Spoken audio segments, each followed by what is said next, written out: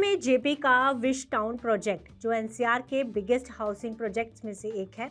इस प्रोजेक्ट में हजारों परिवारों ने अपना पैसा लगाया, पर जब 2024 में जेपी ग्रुप बैंकरप्ट हो गया तो उसके बाद से ही विश टाउन में अपने जीवन भर की कमाई में पैसा लगाने वाले होम बायर्स के सपनों पर ग्रहण लगा हुआ है। हालांकि इसके बाद जेपी इंफ्राटेक जो इस प्रोजेक्ट को बना रही थी, उसको सुरक्षा ग्रुप ने मई 2024 में आईबीसी के तहत टेक ओवर भी कर लिया था। फिर उम्मीद जगी कि शायद होम बायर्स के घर का सपना पूरा होगा, लेकिन टेक ओवर के बावजूद करीब 17,000 होम बायर्स की समस्या खत्म होते हुए नहीं दिख रही है।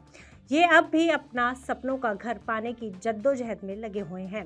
क्या है जेपी ग्रुप के इस प्रोजेक्ट में अपने जीवन भर की कमाई लगाने वाले होम बायर्स की कहानी? क्या जेपी ग्रुप के दिवालिया होने के बाद होम बायर्स को सपनों का घर मिल पाएगा? क्या 10 साल से फंसा प्रोजेक्ट पूरा होगा या होम बायर्स की गाड़ी कमाई डूब जाएगी? क्या है पूरा मामला, आइए जानने की कोशिश करते हैं इस खबर में।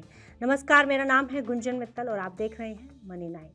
जेआईएल यानी जेपी इंफ्राटेक लिमिटेड जो साल 2017 से इंसॉल्वेंसी के प्रोसेस में थी, लंबी कानूनी लड़ाई के बाद मई 2024 में सुरक्षा ग्रुप ने इसे कॉर्पोरेट इंसॉल्वेंसी रेजोल्यूशन के जरिए टेक ओवर कर लिया। इस टेक ओवर से बायर्स को ये उम्मीद थी कि अब उनके रुके हुए कंस्ट्रक्शन प्रोजेक्ट्स में तेजी आएगी, पर ऐसा हुआ नहीं।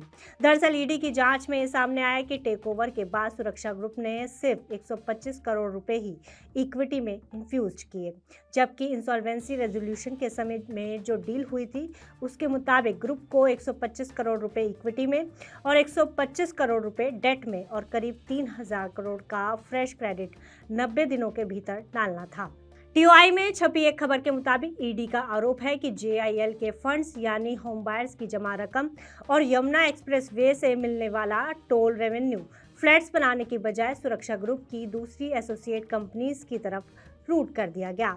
ईडी की शिकायत पर दिल्ली पुलिस की ईओडब्ल्यू यानी इकोनॉमिक ऑफेंस विंग ने सुरक्षा ग्रुप और लक्षद्वीप इन्वेस्टमेंट एंड फाइनेंस के खिलाफ एक एफआईआर दर्ज की।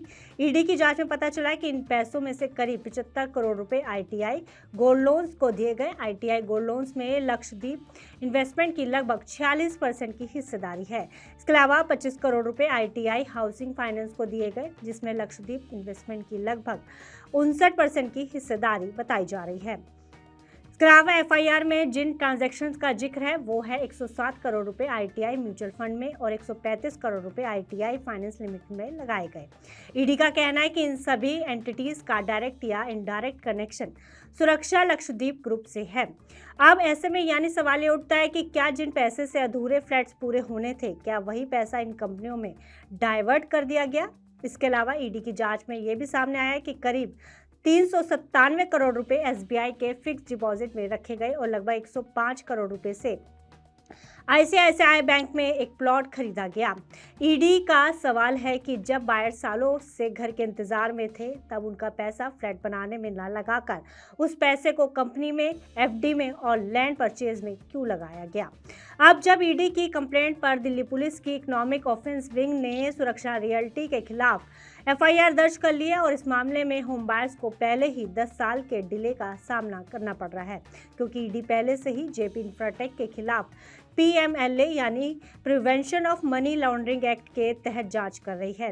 नवंबर 2025 में इस केस में जेआईएल के फॉर्मर प्रमोटर मनोज गौर की गिरफ्तारी भी हो चुकी है। तो ऐसे में बड़ा सवाल ये है कि क्या इन होम बायर्स को अभी और दिक्कत का सामना करना पड़ेगा? क्या उन्हें अपना घर मिलने में अभी और देरी है? ऐसे कुछ सवाल हैं जो आज ये होम बायर्स पूछ रहे हैं, जो कि पिछले 10 साल से अपने घर का इंतजार कर रहे हैं। हालांकि सुरक्षा ग्रुप ने अपने फाइनेंशियल प्रोजेक्शंस में कहा था कि फाइनेंशियल ईयर 2025-26 में ग्रुप करीब 2500 करोड़ रुपए खर्च करेगी और बायर्स से लगभग 1200 करोड़ रुपए की इनफ्लो आने की उम्मीद है।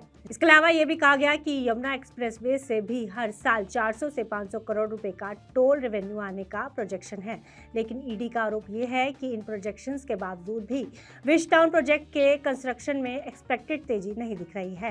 हालांकि जानकारों के मुताबिक सुरक्षा और लक्षद्वीप ग्रुप पर ये सारी बातें अभी सिर्फ एलिगेशंस हैं, आरोप हैं, लेकिन इसका ये पहलू भी है कि आखिर इन होम बायर्स को अभी और कितना इंतजार करना पड़ेगा और उनको अपना घर कब तक मिल पाएगा। क्या ये उन होम बायर्स के सपनों के साथ एक खिलवाड़ जैसा नहीं है? ये सारे सवाल अब और बड़े होते जा रहे हैं जब रियल एस्टेट में ऐसे केसेस और फ्रिक्वेंट होते जा रहे हैं। बाकी आपका इसके बारे में क्या कुछ सोचना है, आप अपनी राय हमें कमेंट बॉक्स में लिखकर जरूर बताएं। और ऐसे ही पर्सनल फाइनेंस, गवर्नमेंट पॉलिसीज और बिजनेस से जुड़ी खबरें देखने के लिए देखते रहें मनी लाइन।